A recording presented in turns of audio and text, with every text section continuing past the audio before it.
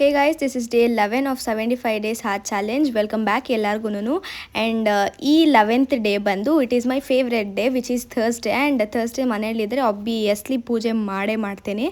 So ಅದೇ ಥರ morning ಎದ್ದು ನೀಟಾಗಿ ಫ್ರೆಶ್ ಆಗಿ ಎಲ್ಲ ಪೂಜೆ ಎಲ್ಲ ಮಾಡಿದೆ. ಆ್ಯಂಡ್ ಕಾಲೇಜಿಗೆ ಬರಬೇಕಿತ್ತು, ಬಟ್ ಮಾರ್ನಿಂಗ್ ಆಗಲಿಲ್ಲ. ನೈಟ್ ಟ್ರಾವೆಲ್ ಮಾಡಿದ್ದಕ್ಕೆ ತುಂಬ ಟಯರ್ಡ್ ಆಗಿದ್ದೆ ಅಂತ ಹೇಳಿ ಹಾಫ್ ಡೇ ಕ್ಲಾಸಸ್ಗೆ ಹೋಗೋಣ ಅಂತ ಅಂದ್ಕೊಂಡೆ. ದೆನ್ ಐ ರಿಯಲೈಸ್ ನಮಗೆ ಕಾಲೇಜ್ ಥರ್ಸ್ಡೇ ಟೈಮ್ ಇರೋದೇ ಆಫ್ ಡೇ ಅಂತ ಹೇಳಿ.